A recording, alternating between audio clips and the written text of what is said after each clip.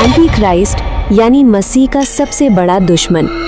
Bible बताती है कि अंत समय एक व्यक्ति आएगा जो झूठे चमत्कार करेगा, लोगों को धोखा देगा और स्वयं को परमेश्वर कहलवाएगा। पहला यूहन्ना 2:18 में लिखा है कि एंटी क्राइस्ट आने वाला है और अब बहुत से एंटी क्राइस्ट हो गए हैं, यानी आज भी बहुत सी शक्तियां मसीह के विरोध में कार्य कर रही हैं। डैनियल 7:25 कहता है कि वो परम प्रधान के विरुद्ध बातें करेगा और पवित्र लोगों को सताएगा और समयों और व्यवस्था को बदलने का यत्न करेगा। प्रकाशित वाक्य और थिस्सलुनीकियों की पत्रियां भी चेतावनी देती है कि एक महाछलावे वाला शासक आएगा जो मसीह के नाम पर लोगों को धोखा देगा। लेकिन बाइबल हमें एक और गहरा रहस्य सिखाती है। पहला कुरिन्थियों 3:16 में लिखा है, क्या तुम नहीं जानते कि तुम परमेश्वर का मंदिर हो और परमेश्वर का आत्मा तुम में वास करता है। और यूहन्ना 10:34 में यीशु ने कहा, क्या तुम्हारी व्यवस्था में ये नहीं लिखा है कि मैंने कहा तुम ईश्वर हो।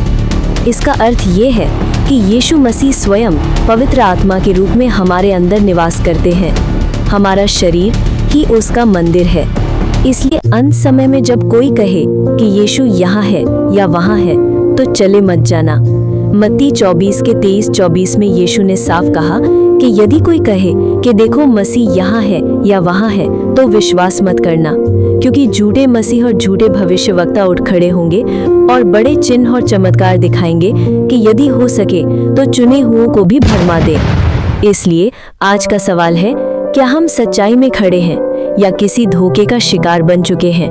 यीशु मसीह ही सत्य है, वही जीवन है और वही अनंत काल का द्वार है। और जो कुछ बाइबल में लिखा है उसी में अडिग विश्वास के साथ खड़े रहिए। और इस विषय से जुड़ी ऐतिहासिक और धार्मिक जानकारियां एनसाइक्लोपीडिया ब्रिटानिका के एंटी क्राइस्ट क्रिश्चियनिटी अनुभाग से ली गई हैं। छिपे हुए एंटी क्राइस्ट। जब हम अपने जीवन में मसीह की जगह किसी और चीज को देने लगते हैं, जैसे टीवी, मोबाइल, फिल्में, नेटफ्लिक्स, बार बार घूमना, दोस्तों के साथ पार्टियां या फिर नशा, तो हम मसीह के साथ समय बिताने में असफल हो जाते हैं।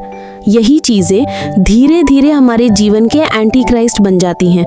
जो भी चीज, चाहे वो बॉयफ्रेंड हो या गर्लफ्रेंड या कोई आदत जो हमें यीशु मसीह से दूर ले जाती है, वो हमारे जीवन में एंटी क्राइस्ट के समान कार्य करने लगती है। एक बात हमेशा याद रखिए, हर चीज का एक सही समय होता है, लेकिन जब कोई चीज अत्यधिक हो जाती है तो वो हमारे मन को भ्रष्ट कर देती है। इसलिए पवित्र आत्मा की आवाज को सुनिए, उसे शोकित मत कीजिए और एक बच्चे की तरह प्रभु यीशु की ओर लौट आइए, क्योंकि वही सत्य है, वही जीवन है और वही हमारे लिए अनंत आशा है।